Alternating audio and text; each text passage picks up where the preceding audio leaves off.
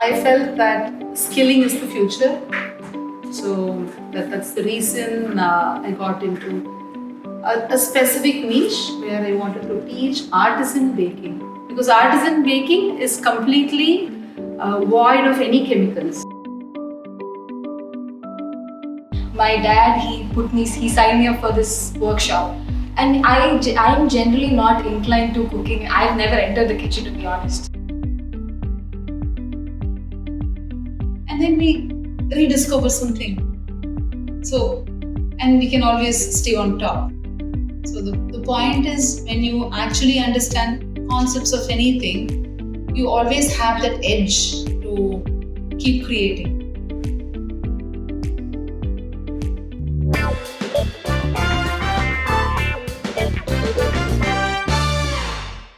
Hi viewers, it brings me great pleasure to extend a heartfelt welcome to our 7th edition of ANAN Connect, themed as the art and science of artisan baking.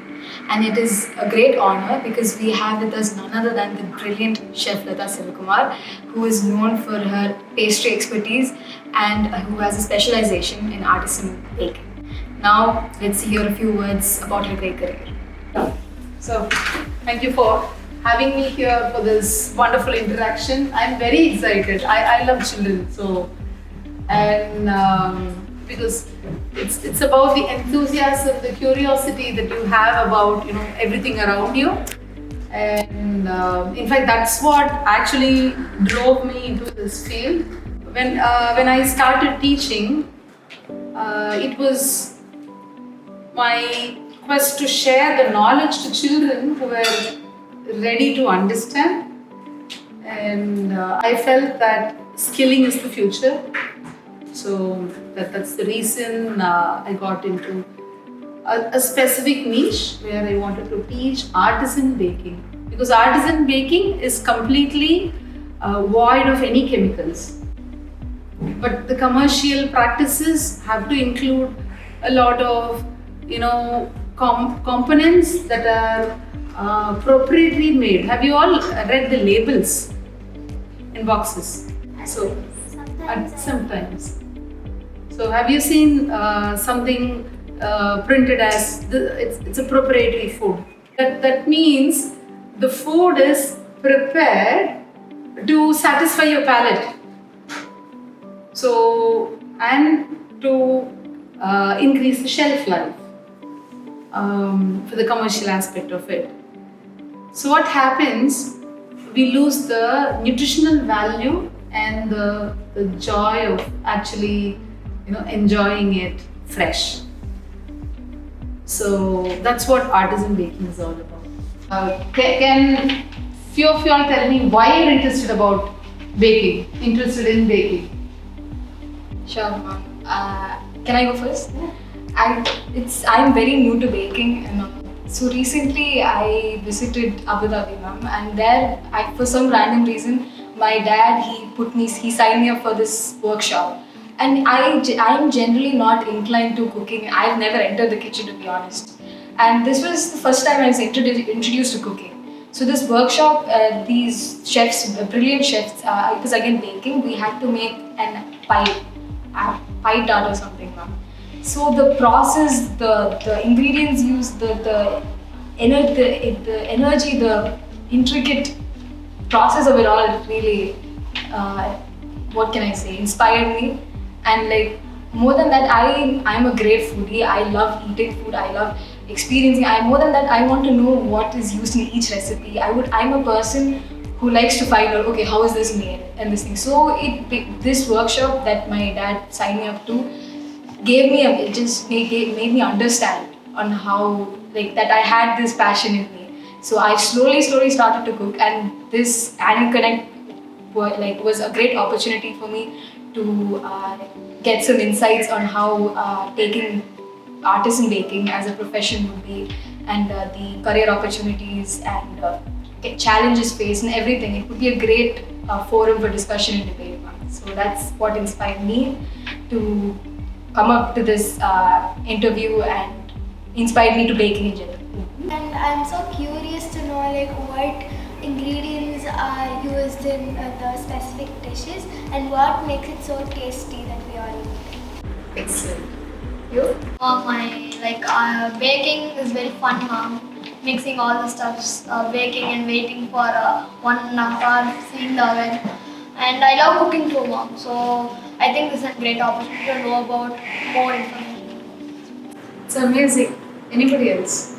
It inspired me I normally used to be cooking, and then for my family members' birthday parties and all, we used to buy some little cakes and all.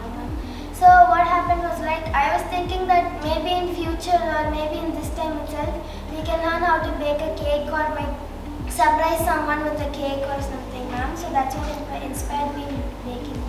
You all are on the same plane, I guess, because baking is artisan baking is a lot about connecting with the ingredients, where it grows, how it's actually processed before it reaches your pantry, and about the processes. In the sense, it's not just mixing; it's a lot more as to when something has to be done, at what temperature, and then at what quantity. There's a lot of precision involved, and end of the day, how you can serve it, and what flavors can go into it, and all that.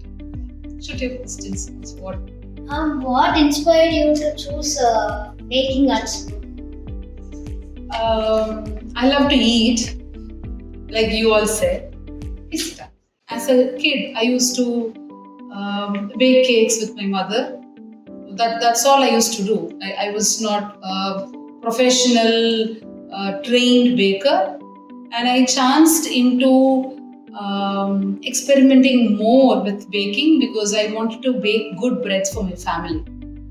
But then when I realized that the breads that are available in the market is completely commercial and it's loaded with a lot of substances which are not really gut friendly, which are not really digestible, or which doesn't make the food nutritious, I got very keen on understanding the difference, and that's what made me get into baking. Because I studied nutrition, I studied design, I was working in different areas. I come from an agricultural family, so I know how the grains are processed. So I wanted to bring everything together, and I had a lot of questions like you, and I didn't have answers. So I decided to set out to understand that, and it's been 15 years now. What's your proudest moments or biggest accomplishments in your career? So I would say the first time when I was, I decided to teach baking. I was in this children fest where there were a lot of kids. So this happened exactly 15 years back. So I used to be a home baker, and my family used to support me. And I was in this children fest to actually teach children how to bake simple muffins. So the 1 day session, I trained maybe around 300 to 400 children. It was all completely hands-on. The joy I saw in their faces, and it felt like a great accomplishment, because at that point of time we didn't have much access to good ingredients and the knowledge. Like, there was no internet, or it was not popular, and people were not just behind recipes. They were very keen and receptive and interested to understand why we mix this, why we do that. So I still think that is the greatest accomplishment I ever had. And right now, we run this 1-year diploma course, which is unlike any other program in the country. We not just skill the individuals, we prepare them for the real world. So the students who completed the diploma and who are actually putting it to use and who are actually running their businesses and are at job actually bring me so much joy. Mom, how do you stay creative in a business that's constantly evolving? Lovely question. So actually, there is a lot of rediscovery in any field, especially in food. There's something trending, and then after a period, it loses its glory. So, when you know the concepts really well, it's much easier for you to understand what the market is looking for, and know what creates interest in the people around us, and we can choose the techniques and create something that is very relatable and connectable, and then we rediscover something. So, and we can always stay on top. So the point is, when you actually understand concepts of anything, you always have that edge to keep creating. How has technology such as AI tools or smart kitchens impacted your workflow? Honestly, I haven't adapted to any, but I'm very technologically challenged, I would say. But yes, there's a lot of calculations and understanding involved in terms of artisan baking, especially.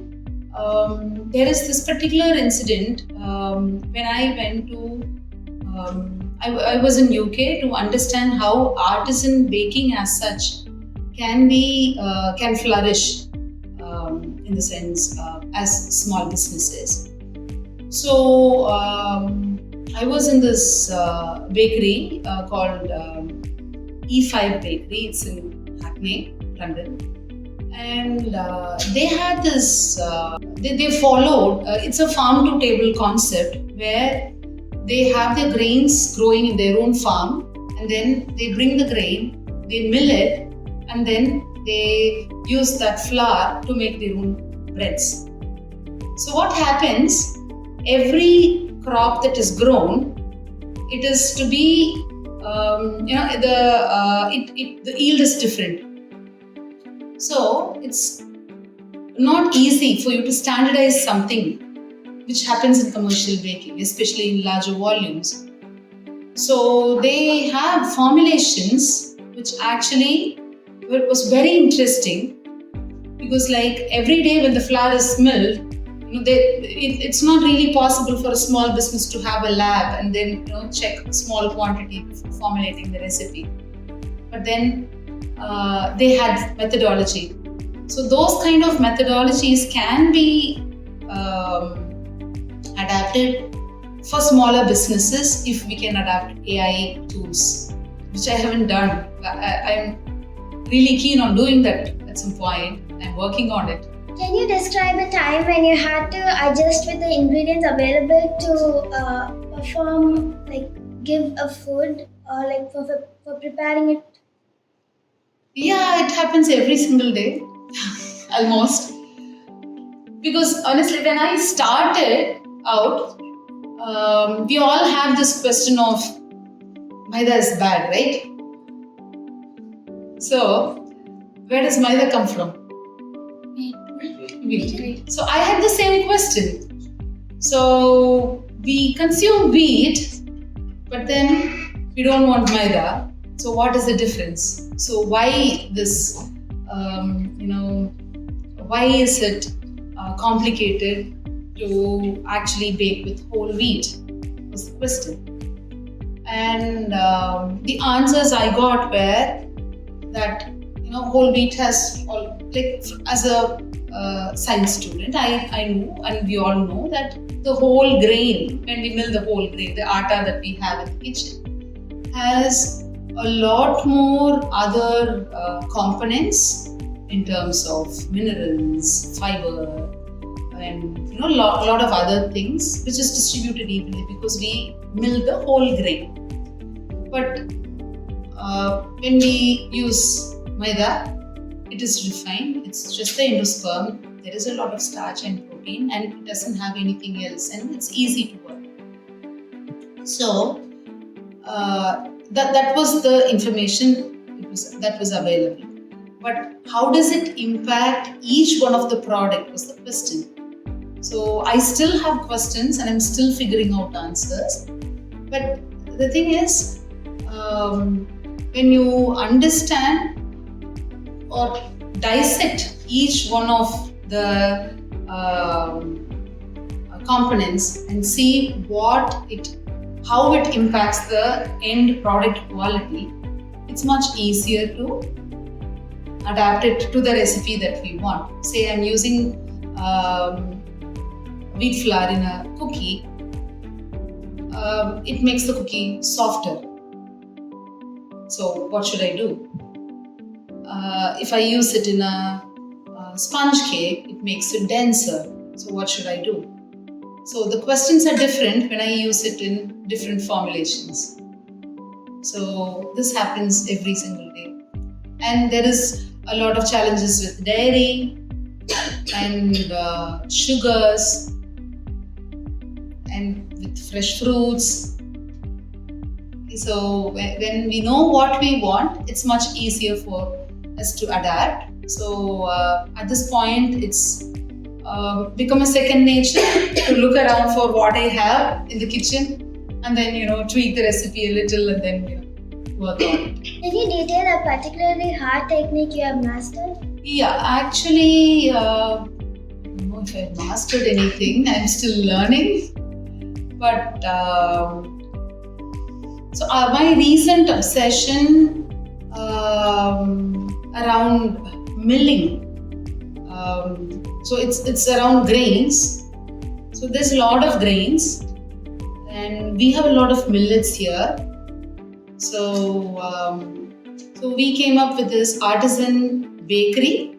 I don't know if you people know. We have opened a small shop on Avinashi Road, which sells completely artisan baked products. So the idea is to give people completely natural baked food that they can indulge on and have it as a snack or as a meal as such. So when I was working on developing products for that, I wanted a range of products that I can claim to be completely guilt-free in the sense, because when I had my kids, my kids are all grown up now, when they were all young, as a mother, I would be very conscious what to feed them, what not to, and all that.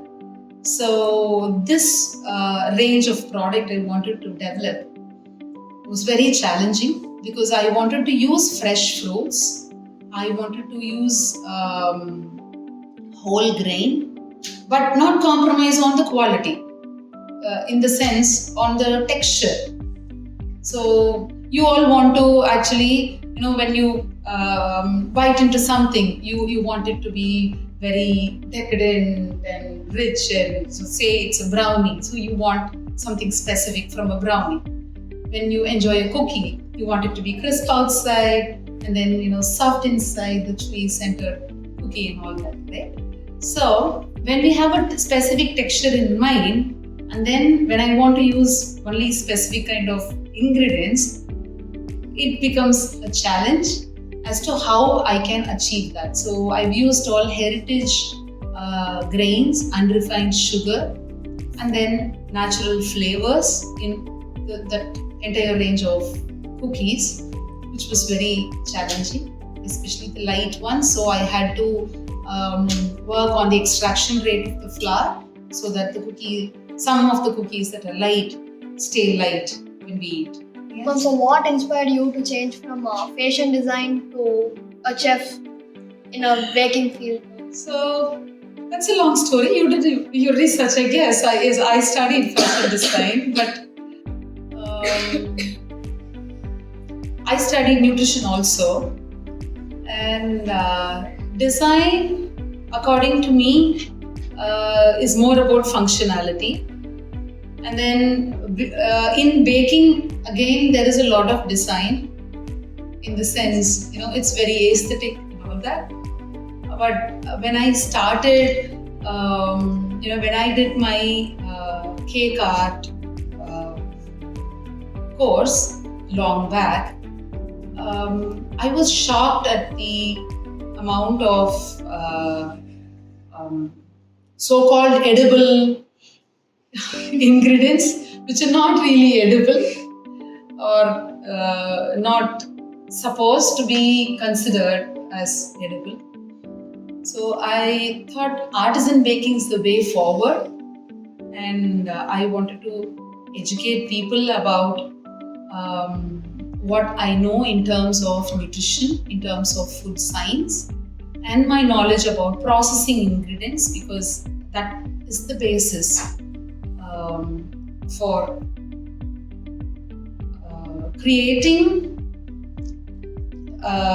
nice tasting products which are nutritious and gut friendly. So that's, I saw the gap in skilled people. I mean, the bakers and chefs were very, very skilled in preparing things, but then they lacked the knowledge or the expertise to understand what the produce means. They always wanted, some kind of a standard ingredient from a standard brand.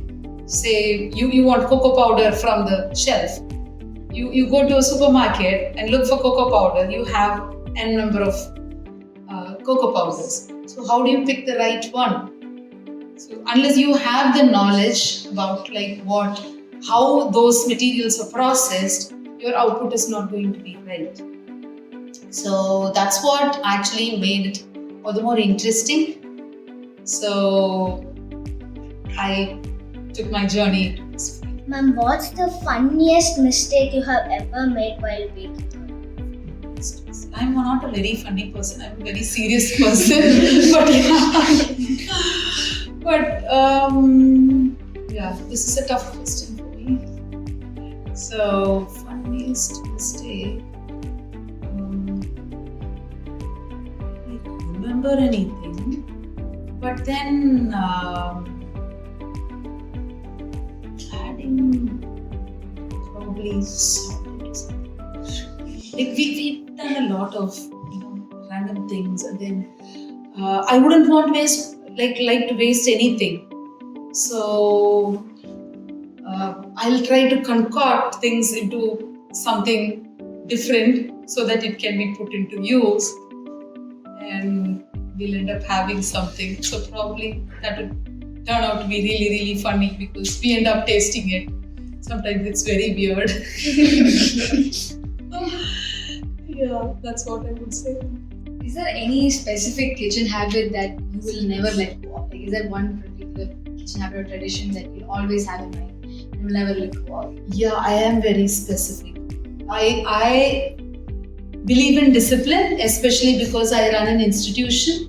I think discipline is the foundation for anything and everything.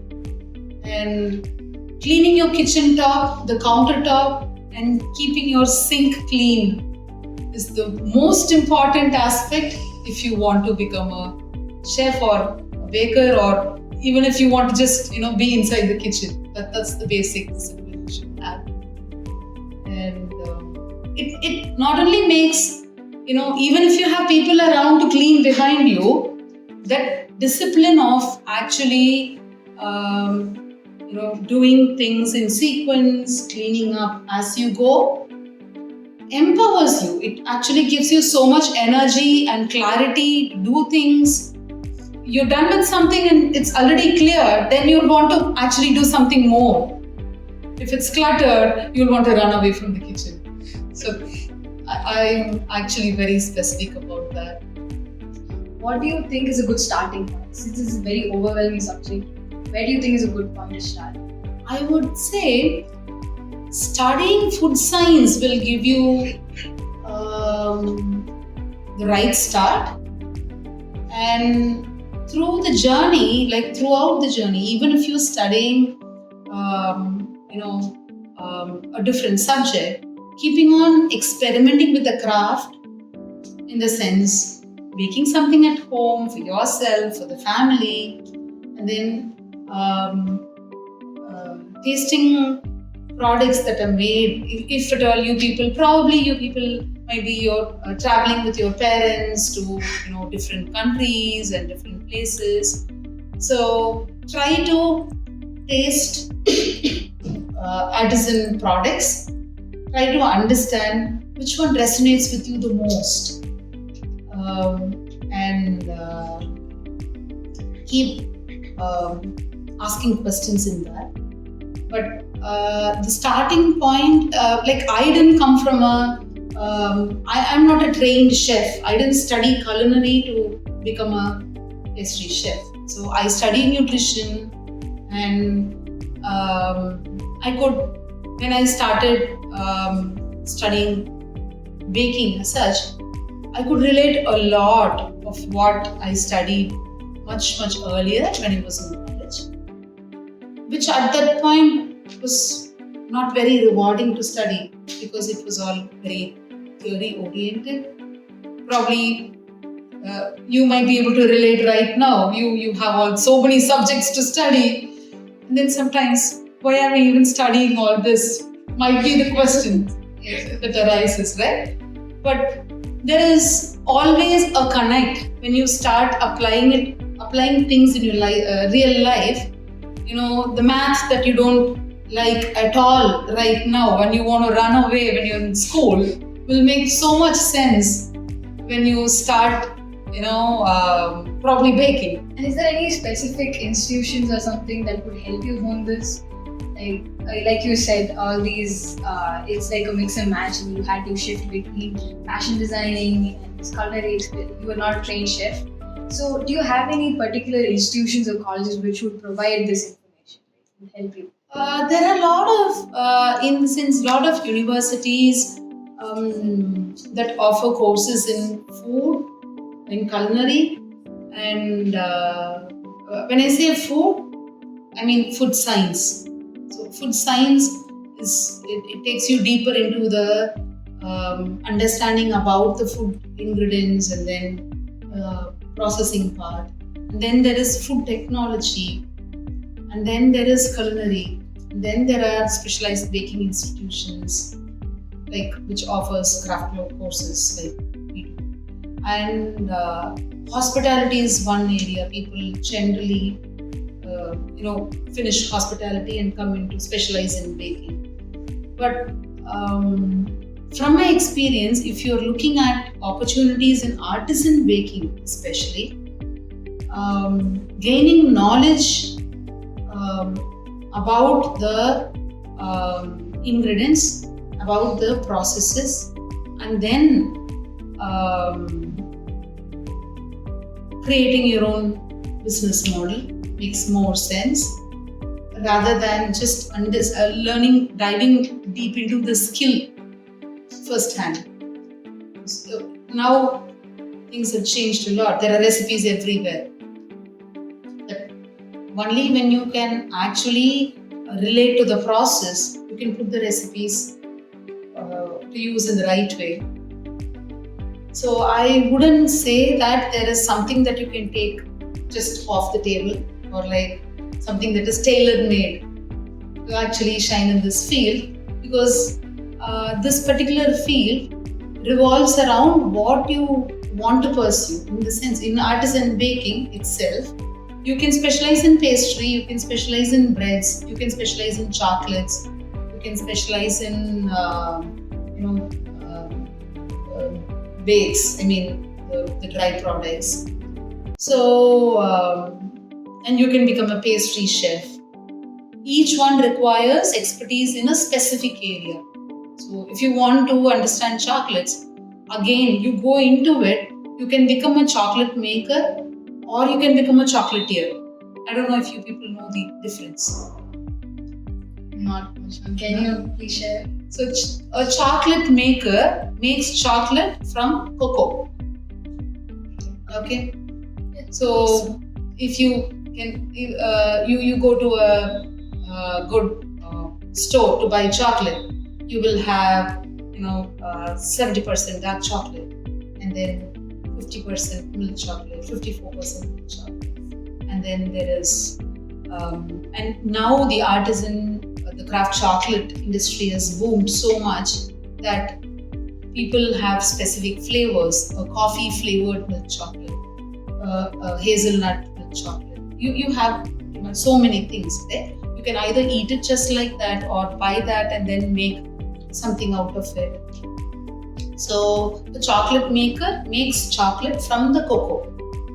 So the industrial chocolates that is available, all the Belgian chocolates or the imported chocolates you buy to make things, those are all commercial couverture chocolates.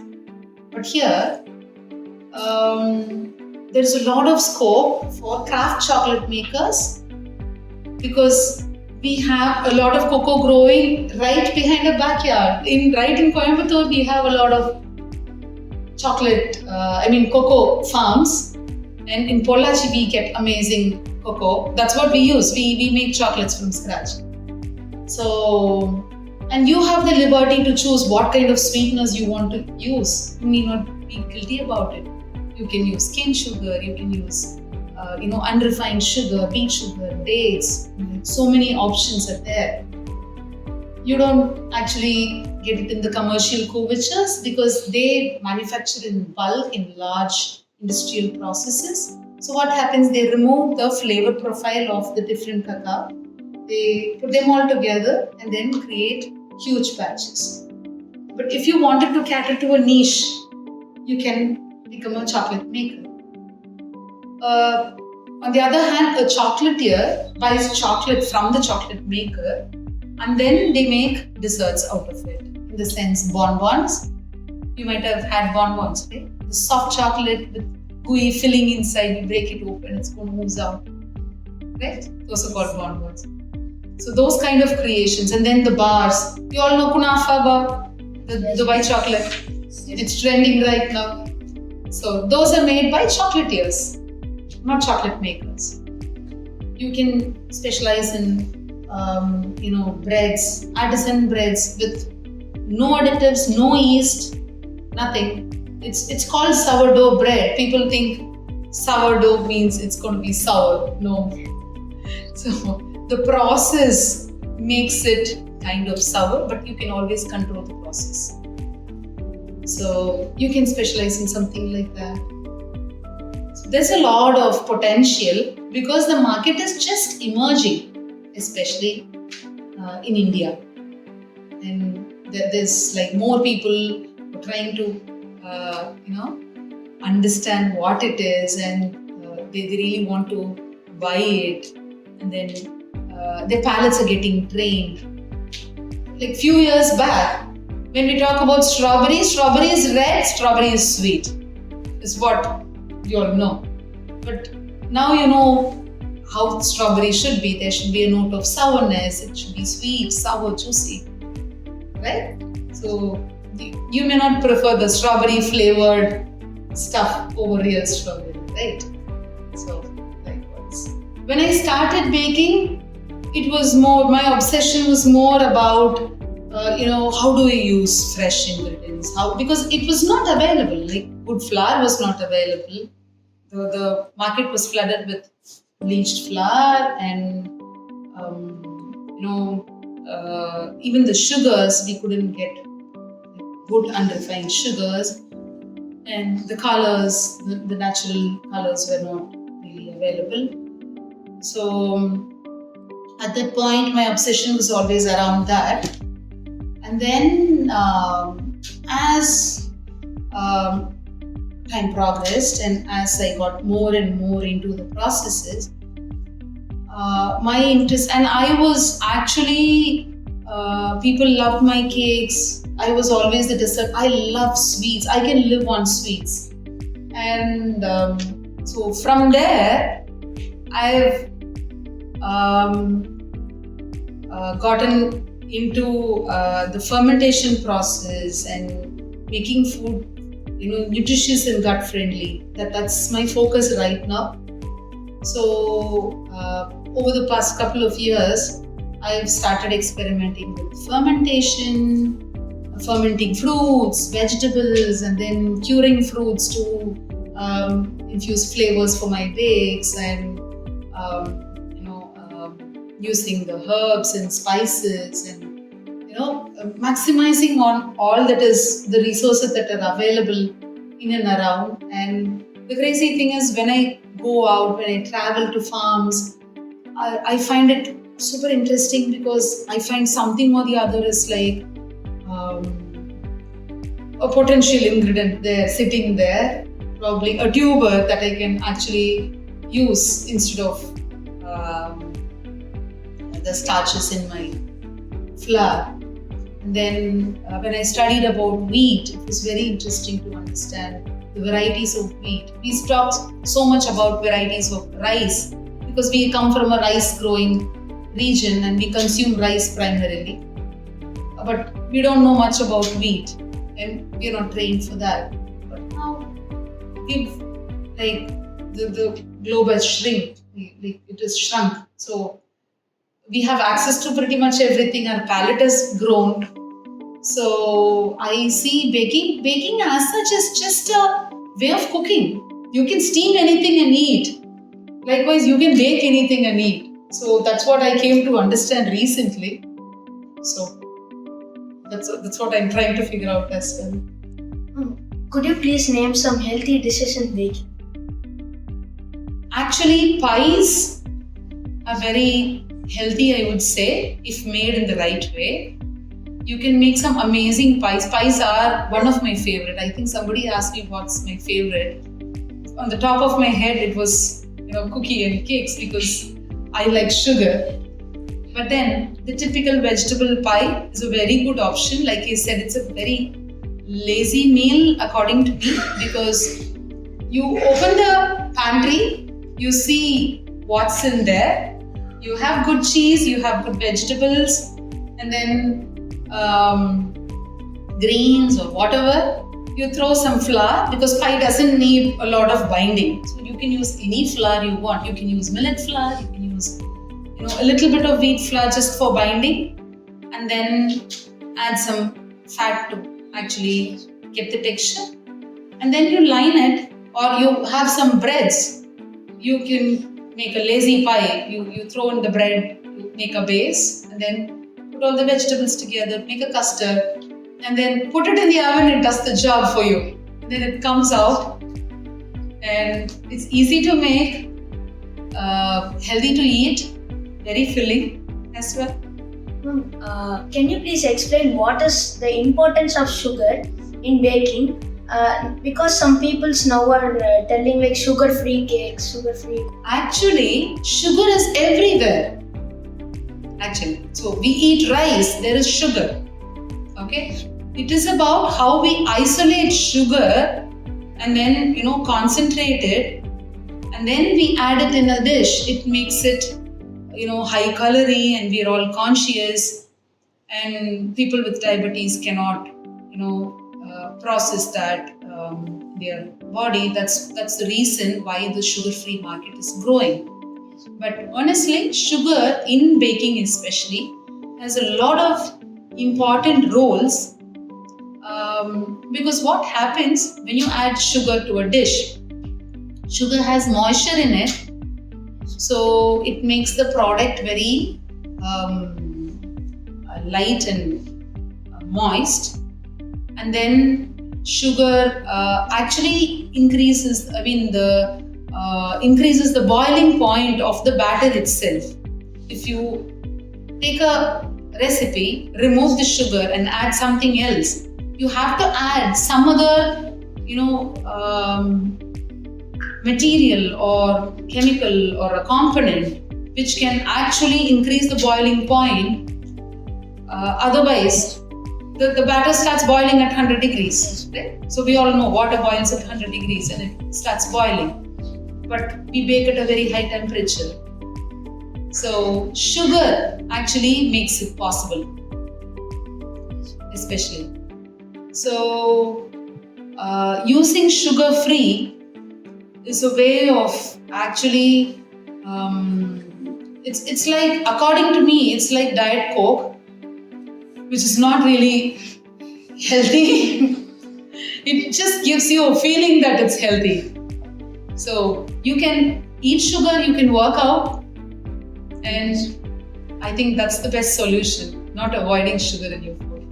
When you make a new recipe, How do you know which ingredients will taste good together? It comes with practice, I would say, and a lot of eating out and eating good stuff. I mean, and thinking about this from my experience, the simplest foods are the best, actually, and especially when you travel across, instead of going to hi-fi restaurants and places that curating amazing meals, I prefer to go to especially when we go out, we tend to stay in homestays where people actually serve traditional food. So we have conversations around food, and there they share about their practices, their knowledge about food, and how food has evolved in the sense, what was traditionally used and how they prepare it and things like that, and why something is special to them. So those things, when we kind of relate as we work in the kitchen, it's much easier for us to understand. And also, sometimes, like I said, we would have accidentally done something, and then it looks similar to something, and then we bake it and it turns out to be really delicious. So the other day, my pastry chef was trying to make a mascarpone filling, and it failed miserably, and it had mascarpone cheese and sugar, and it was a lot of good stuff. We didn't want to throw it, so we put it in small cups and baked it as puddings, and it was so delicious, and we decided to actually add some sugar on top and brulee it, make caramel out of it. It was much nicer than a creme brulee. So. And ma'am, what advice would you give to children like me who want to start cooking and maybe one day become a chef? Yeah, lovely question. Appreciate what's available in the market. Go for shopping first, okay, and then pick the ingredient yourself, and then use it. Like, decide on what you want to cook. It may not be how much you're preparing. It can be about what you really want to do, why you really want to do, and then take time to enjoy the process. Okay, when you end to end, I mean from shopping to serving. So that is when you will actually become a real chef at heart. Ma'am, what new food trends do you think will impact the future of the culinary community, ma'am? Yeah, there is. I think fermentation is picking up. People are very keen about, how microbes are actually a thing, how it's helping us stay healthy and things like that. And molecular gastronomy, you probably should research about molecular gastronomy, which is about the micro science of flavors, the palate and all that. So a lot of people are becoming more receptive, and youngsters, you people are very, very keen and ready to experiment with a lot of flavors as such. So all this is actually going to impact the future of the culinary landscape and the evolution of material that's available. So we pretty much have anything and everything. If you name a Japanese ingredient, you have it. You have it right here. You look for something exotic from South America, you have it here. So probably the globalization is already impacting. And coming and experimenting. So are there any particular brands, products that you think would do a great start?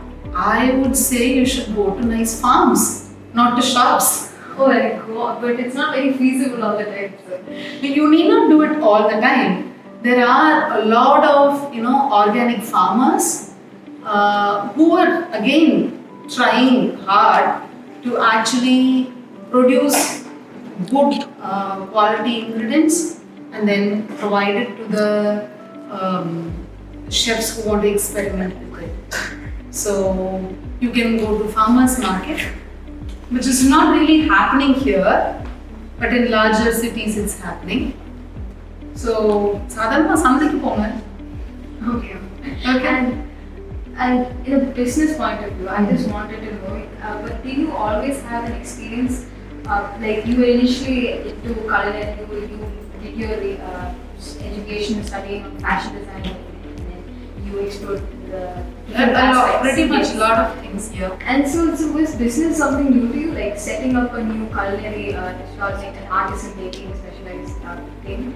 Was business something new to you, or do you have I can never do business, and I've been trying hard, and that's another reason I opened this retail outlet, because it's quite challenging, because to run a business there has to be consistency, and there are a lot of different dimensions to actually become an entrepreneur. And when I realized that, especially when I started training students for professional, when I started offering professional training, I realized the skills alone would not really help them. That's when I started studying business, in the sense, books about business. I started going out to network with people who do business and how the numbers work, and the other aspect of it, which I'm still figuring out. It's very, very stressful and very, very difficult for me as a person, but I realized that it's very, very important that I do it so that I can actually pass on the skills to my students also. And when you want to start a business or monetize your skills, you have to actually develop